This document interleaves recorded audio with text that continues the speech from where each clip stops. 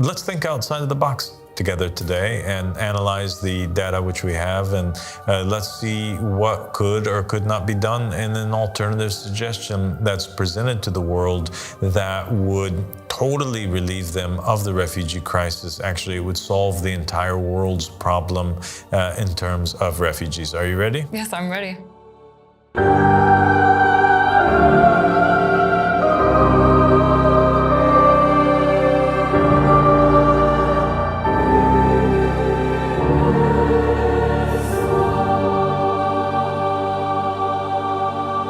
أعوذ بالله من الشيطان الرجيم بسم الله الرحمن الرحيم اللهم صل على محمد وعلى محمد الإمام المهدي وسلم تسليما. Assalamu alaikum wa rahmatullahi wa barakatuh, my dear companion and sister Tiffany. Wa alaikum salam wa rahmatullahi wa barakatuh, dear father. Thank you for joining me. Thank you so much for having me back.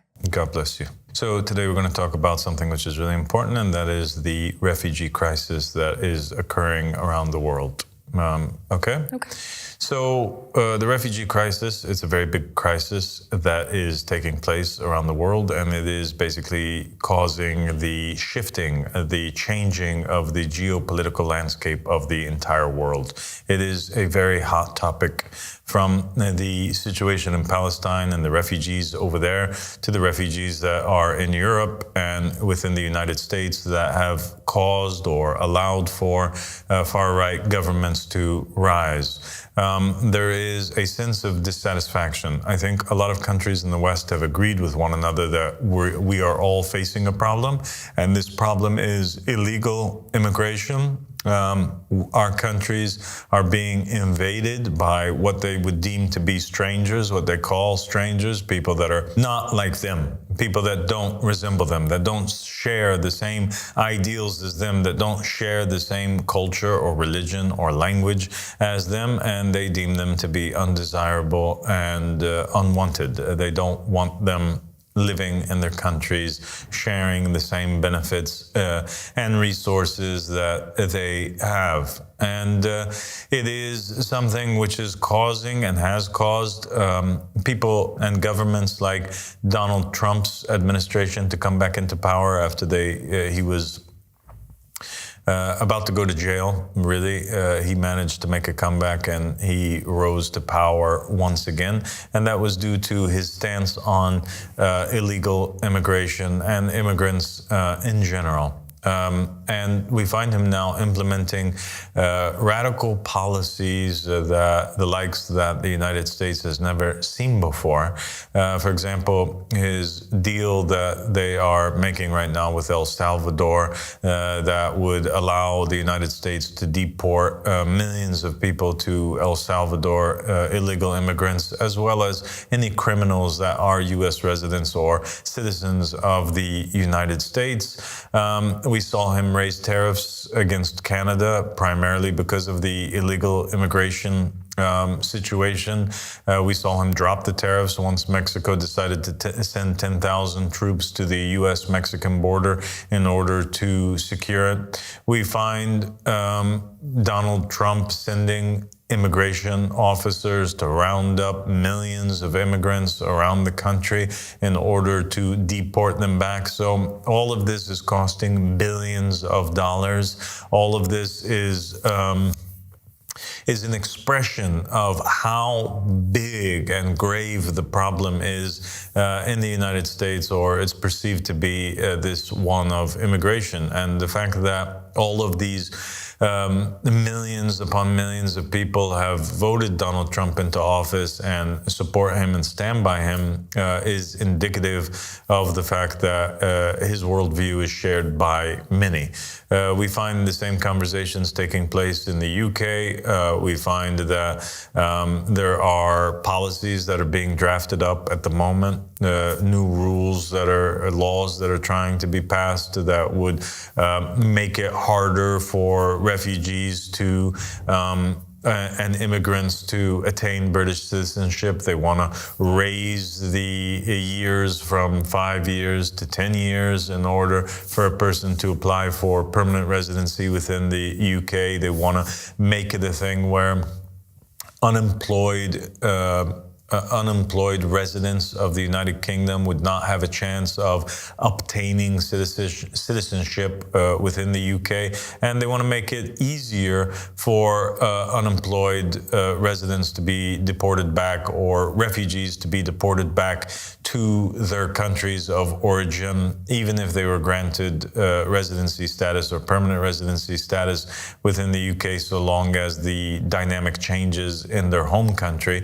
And we also saw that it was not too far back that they had a plan with the previous UK government where they had struck a deal with a particular African nation, and they built some sort of camp over there, and they basically wanted to take all immigrants that were in the process of applying for asylum that arrived on UK soil illegally. They wanted to deport them back to this base in Africa in order that they wait over there while their asylum cases were being processed. And that way, if they were rejected, they would just, have to find their way out of Africa, or just remain in Africa instead of, basically disappearing on UK soil.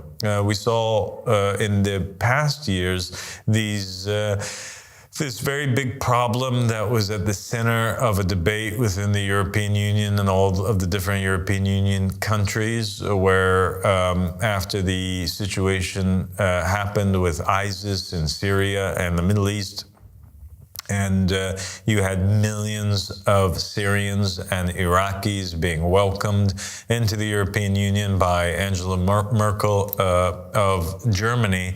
You had this shift take place where the people were dissatisfied, unhappy. They thought that there was too many immigrants that were welcomed, or too many Muslims that were welcomed into their country, and they thought that that was very bad, and they are seeking to find ways to get rid of them. And there is a rise in far-right governments throughout the European Union. And it's really toppling everything that Western civilization has built over the past period. The crisis of the refugees, it's leading to the fact that even the United States now has withdrawn from the World Health Organization, and it's withdrawn from the United Nations Security Council, and it's planning to withdraw from other climate agreements and things of this sort. It's all of it really. Its traces.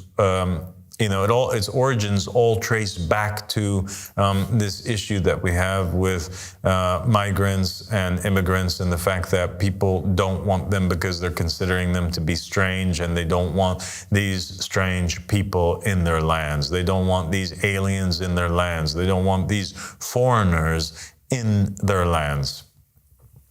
And I think that it's a quite interesting thing that is taking place, because it all goes back to the Middle East, and it all goes back to Judaism, Christianity, and Islam. And we have something big that's going on in the Middle East right now with Palestine and Israel. And we find that the Israelis are not wanting the Palestinians, or at least some of the Israelis are not wanting the Palestinians. Certainly the current administration of Benjamin Netanyahu, they don't want the Palestinians to remain in Gaza, and there are, after the whole place has been destroyed, there was a press conference that just took place a few days ago with Donald Trump and Benjamin Netanyahu, and Donald Trump proposed that the 1.5 million, 2 million Palestinians that live in Gaza be given,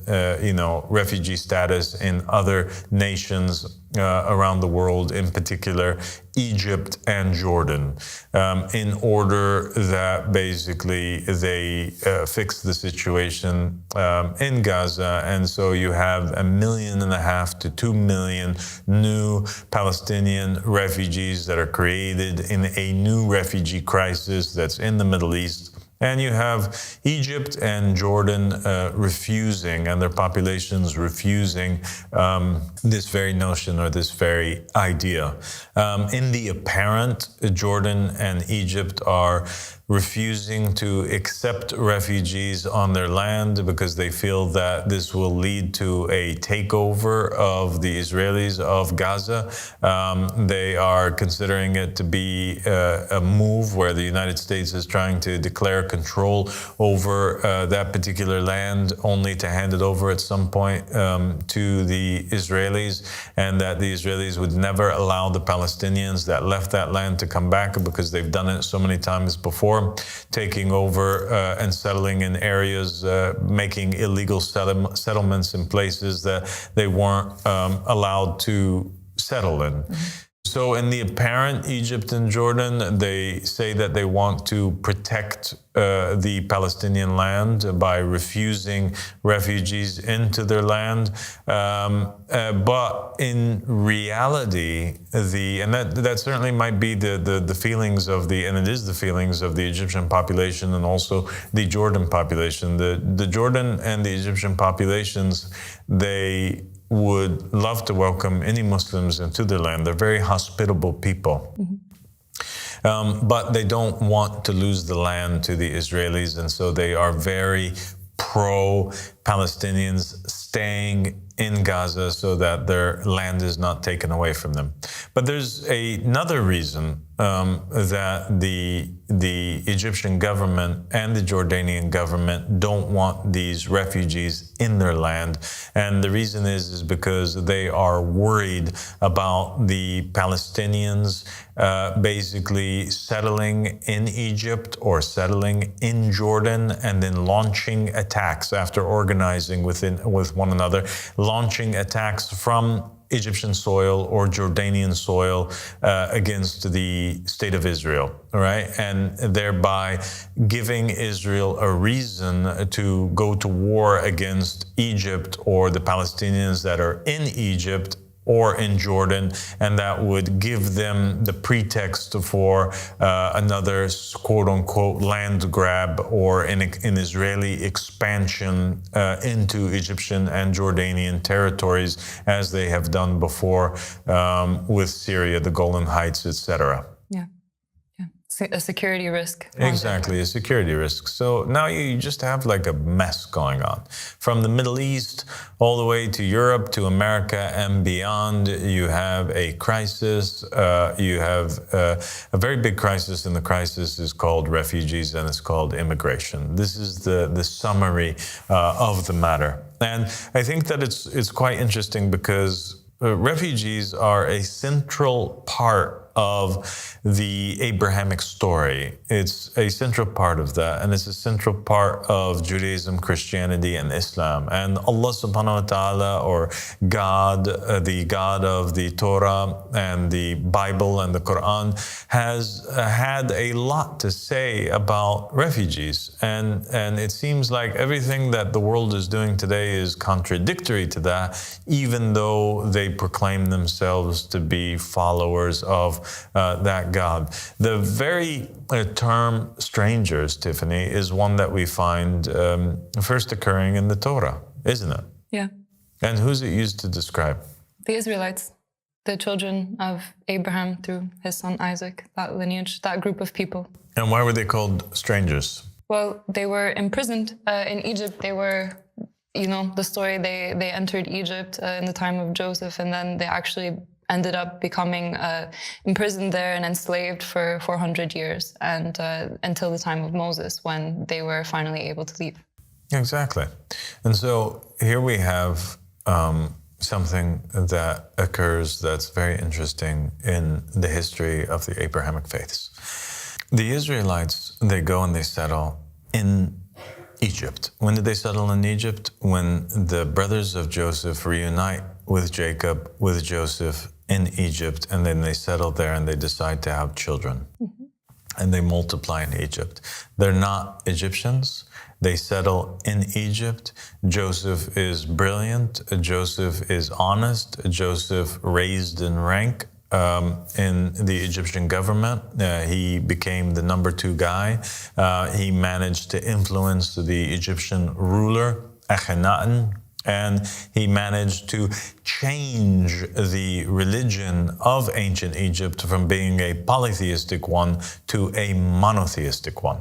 All right. And so they switched the god Amun with Aton. All right. And Akhenaton, basically the disciple of the god Aten, he manages to make a lot of enemies during his lifetime, all right, because of this religious change. Yeah. And then after he passes away, the administration that comes in after that, his successors, they assassinate his son, they take over government, and they begin to erase and basically roll back all of the policies of Akhenaten, and they basically begin to pave the way for the oppression of the Israelites, those whom they deemed responsible for attacking their religion and their state. And that led to the eventual rule many years later of Ramses II, who is known, he's the main villain in the story of the Exodus. He's the arch nemesis of Moses. And basically, he ends up imprisoning continuing on with the imprisonment of the Israelites. They are not granted Egyptian citizenship. They're not allowed to live in peace with the Egyptians in their state. They're regarded as something strange, something inferior, something bad. Their culture is strange. Their language is strange. And the Egyptians, they just simply don't want them there, and there's a real fear of them taking over Egypt. And many of the extra biblical sources speak about and have preserved conversations that took place between Ramses and his advisors, and the father of Ramses as well in his administration, where they were being advised essentially to eliminate newborns from the Israelites, lest their kingdom be taken over or be threatened by the birth of a Messiah. And so they used to systematically eliminate. There was a genocide that was taking place against the Israelites in Egypt at the hands of the Egyptians, all because they were undesired refugees that were living in their land. And so due to that, when Moses eventually frees the Israelites and he successfully crosses over the Red Sea with them, and they are out in the desert now, and they're on their way to the lands of Canaan, and they're on their way towards establishing now their own state, God brings down this set of laws. And one of his most important commandments and laws that he gives to the Israelites is that they don't mistreat any alien, any foreigner, any stranger. And he uses, the Bible is filled with the usage of this particular word, stranger, to describe the people who are refugees or immigrants that would go to join the Israelites. And God says to Moses and says to the Israelites, any stranger who is to come and settle amongst you, you have to treat them as one of you. Grant them all the rights that you guys have. Treat them exactly as you treat one another, because you too were in their same situation before, and you too were strangers in Egypt. And so this term, strangers, is given to the Israelites, all right, whom are God's believing people. The believers are given the term strangers because of the history that they are attached to, having been immigrants, refugees in the lands of Egypt. Yeah.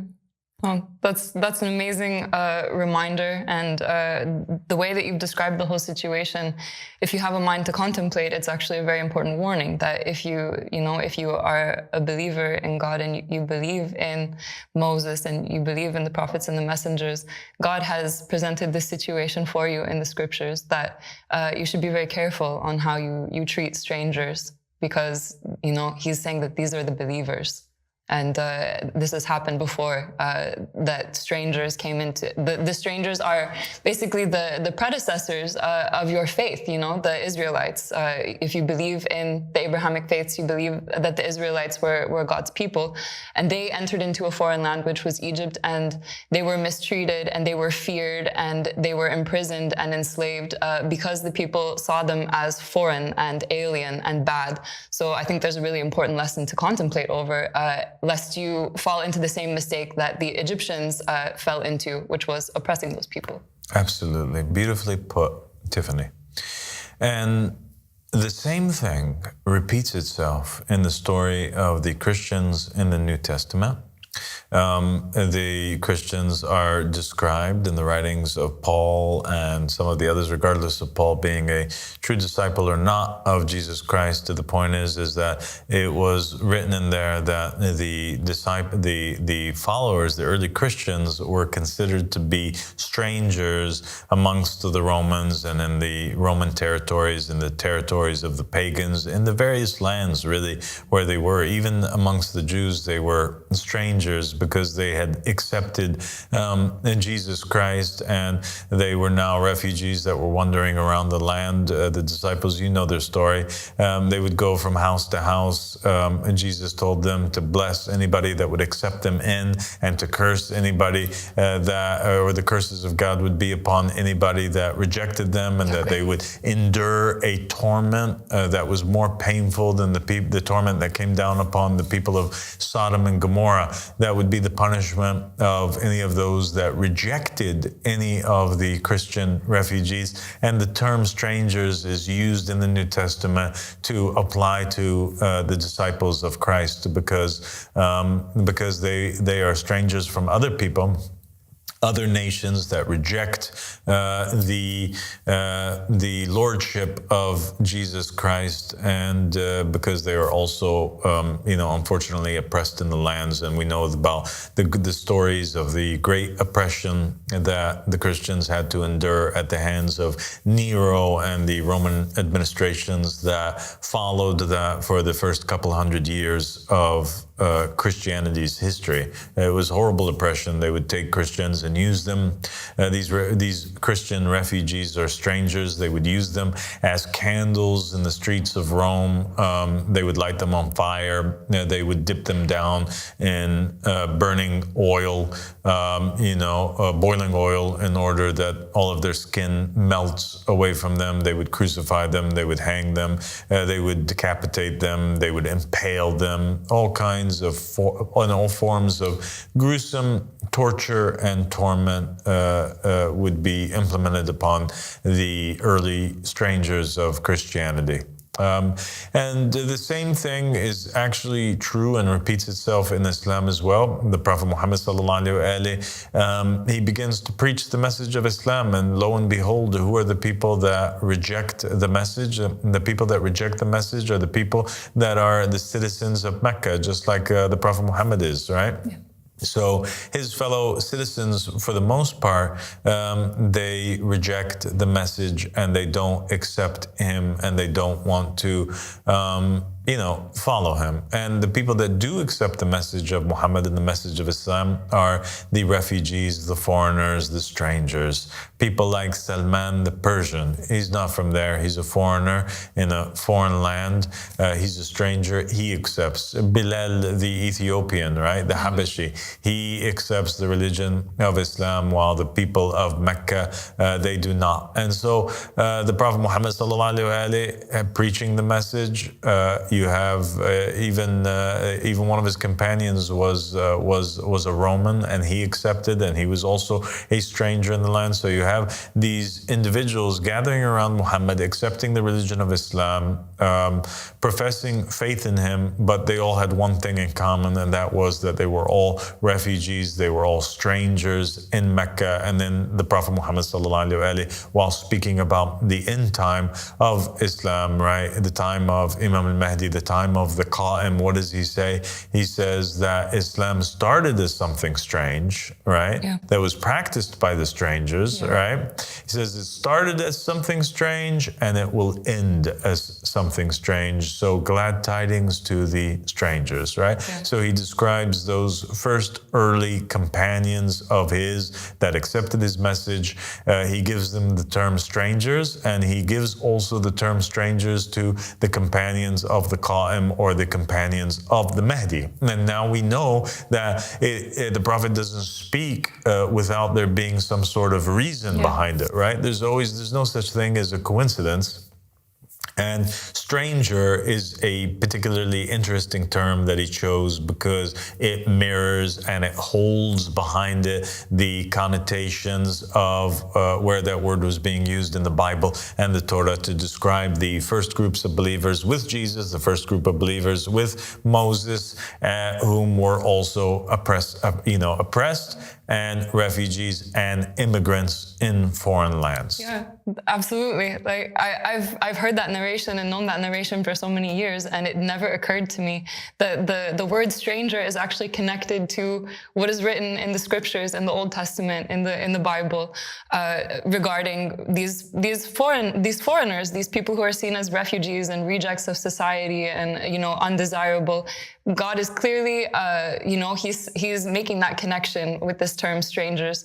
And thank you so much for interpreting the true meaning, or one of the true meanings behind that word strangers, and why the Prophet Muhammad used that word to describe the companions of the Mahdi. Absolutely. And I think that this meaning behind it is further proven when we actually look into the other narrations describing the companions of the Qa'im, how they come to him from every different land, all right?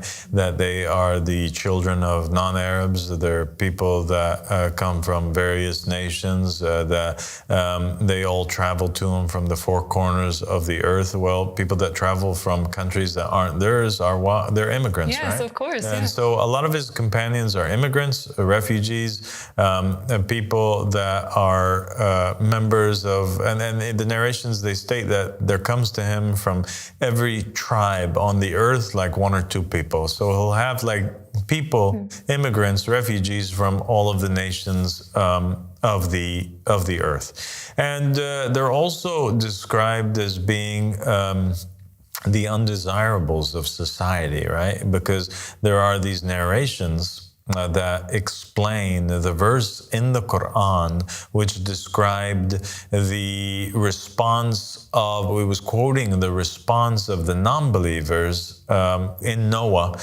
when they were saying that they were rejecting his message, and that one of the reasons that they gave for rejecting the message of Noah was that they don't see anybody following him except the lowest of society or the undesirable in society. They see the people that are strange, the people that are low following Noah, and they didn't want to be associated with them. And so Noah himself also has strangers that are following them, and the same case is applicable for all of the prophets and the messengers, especially Moses, Jesus, Muhammad sallallahu alaihi wasallam, and now the Qa'im.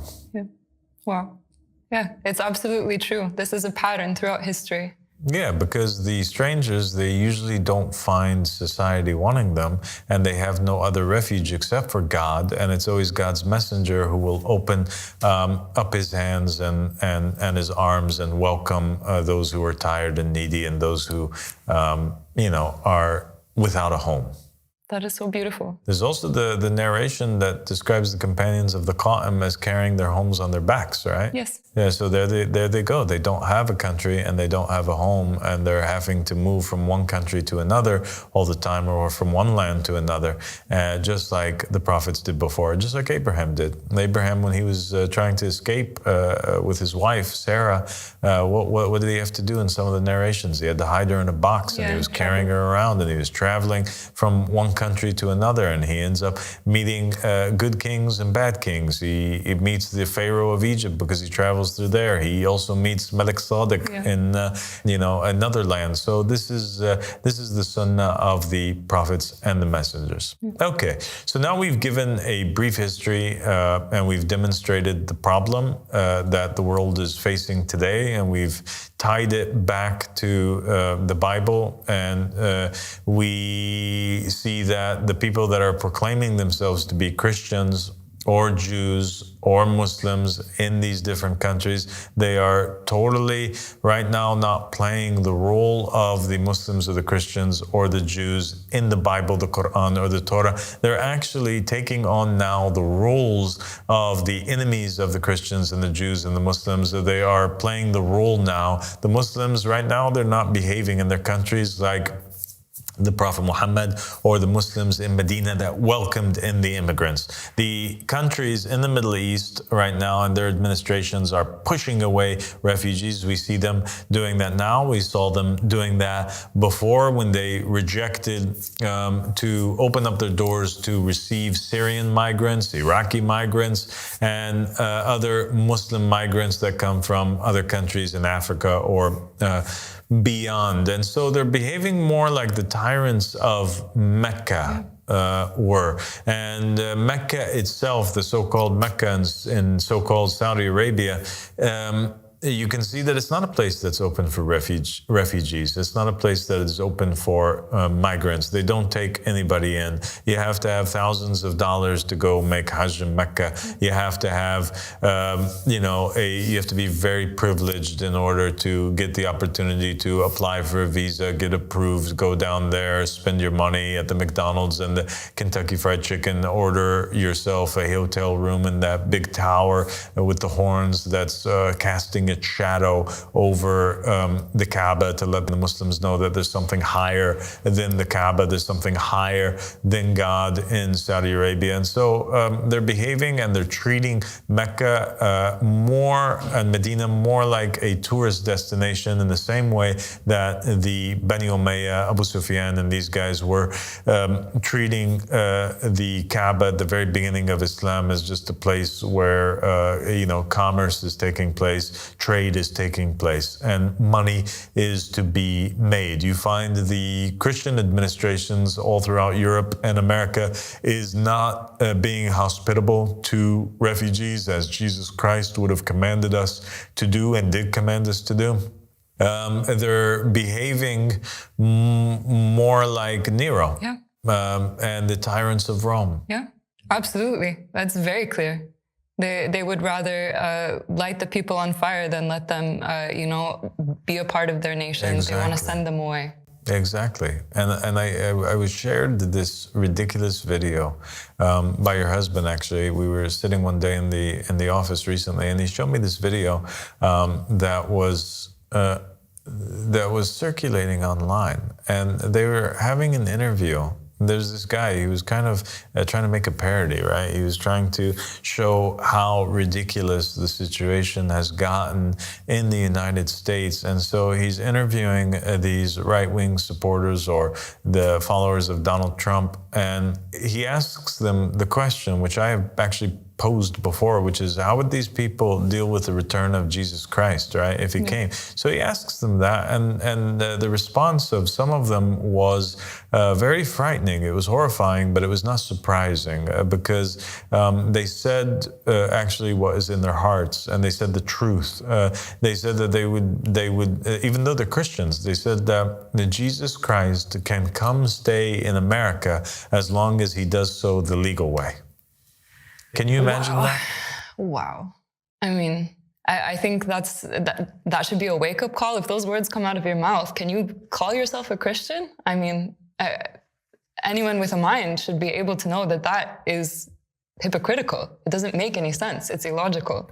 So if Jesus crossed the border from Mexico and entered into the United States, he would be deported back to Mexico or perhaps to El Salvador, where he would serve a prison sentence for crossing the border illegally, or perhaps they might even accuse him of terrorism or some sort of intention to incite people to a revolt or something like this, because certainly Jesus said in the Bible that he would come back with the sword, right? And he's not here to bring peace, but to turn people against one another and to rule. But they would not allow that to take place because Jesus doesn't qualify as an illegal immigrant to run for office in the United States. He has to be a natural-born citizen, and Jesus doesn't qualify for that. That is insanity. It is insanity. And so the hypocrites have exposed themselves to actually not be real believers in Christianity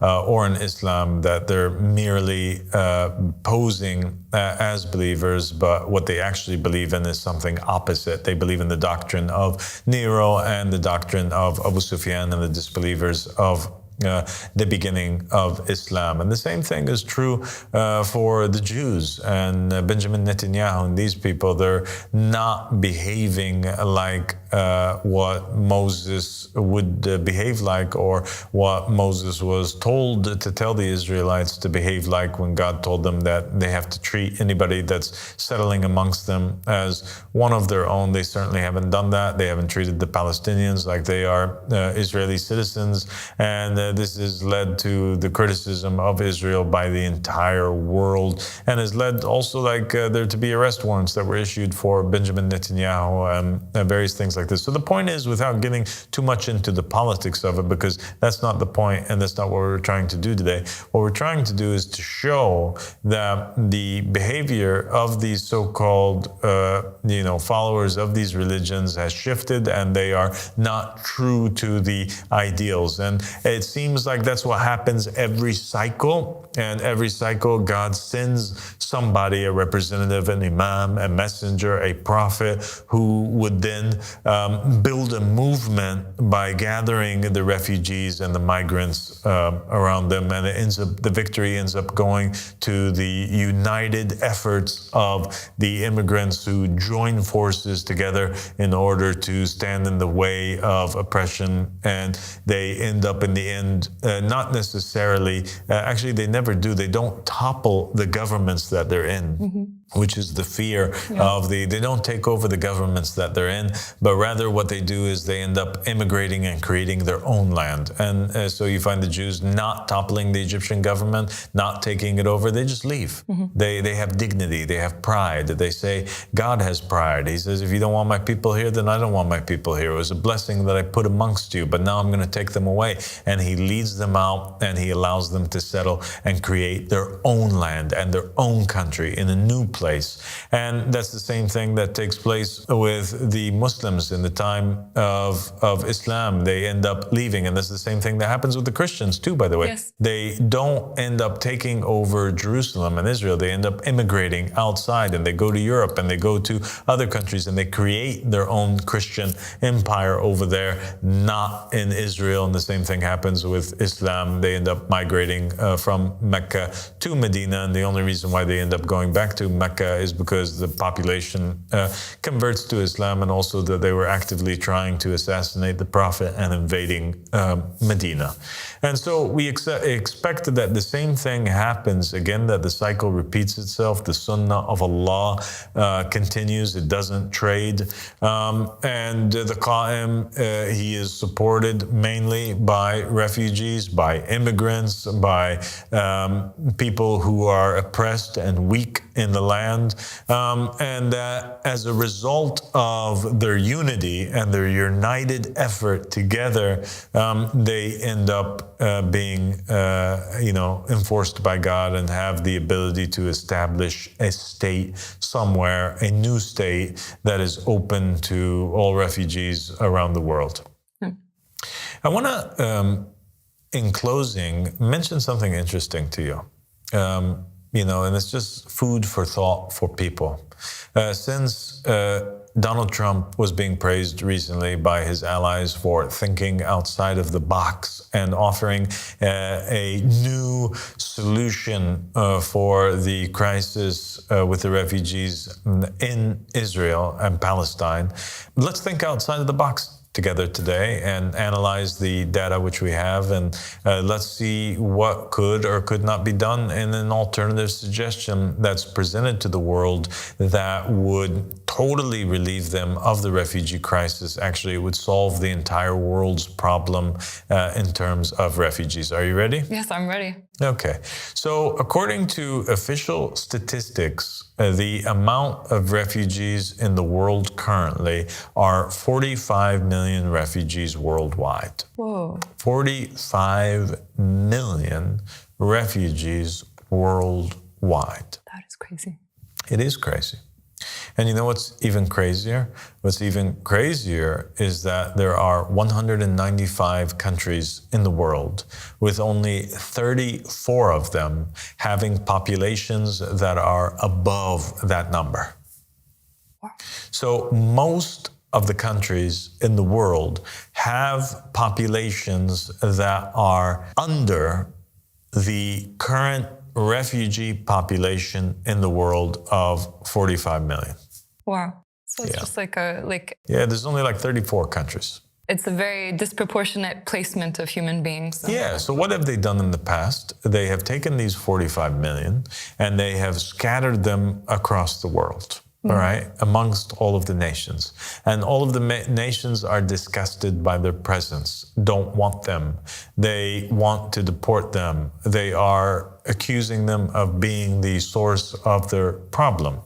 And so the solution would be that these nations in the world offer a plot of land to these refugees. They would allow them the creation of a state called refugee land, right?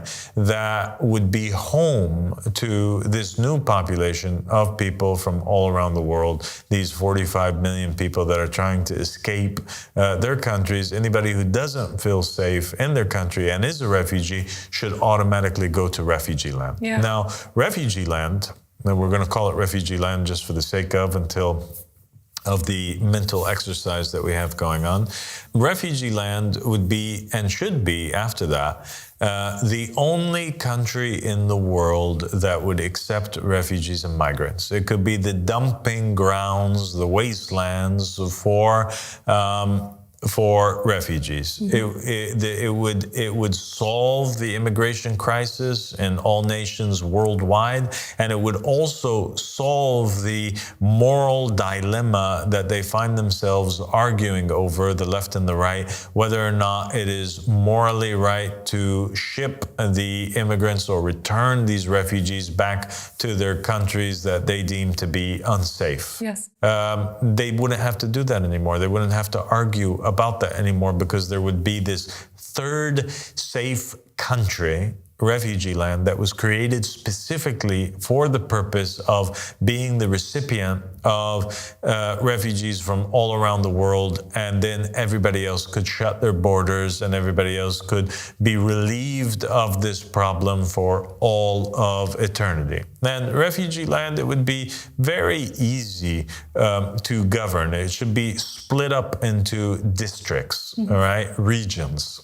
Cities, counties, depending, and each county or each district should be proportionate to the local population that will go and settle in it. So, for example, if you are a Jewish refugee and you don't want to go to Israel, you're trying to escape Israel, or you're trying to escape a different country in the world and you just don't want to go to Israel, then where could you go? You could go to refugee land, and there would be a county or an area or a district of refugee land that would be dedicated specifically to Jewish people. They could live there and they could practice their religion as they see fit and be governed by their own laws. Many of the Jews don't consider that the state of Israel is legitimate.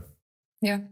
Yes, like the Messiah didn't well, come. they're not implementing Jewish laws. Yes. They consider that many of the laws from democracy and elections to be contradictory to Jewish law. They consider that their acceptance, for example, of LGBT people would be contradictory to Jewish laws, etc. So whatever it is that you thought you could go to this district, this county, and you would be able to practice your faith as you saw fit and be governed by your own laws. And it can have a county or district in there that is for Christians, right? And within that district, you can have different smaller subsections that could be governed by, you could have an area for Catholics, an area for Protestants, etc., etc. Wow. And the same thing for Muslims, each governed by their own laws, their own Sharia, their own set of rules. And there would be these overarching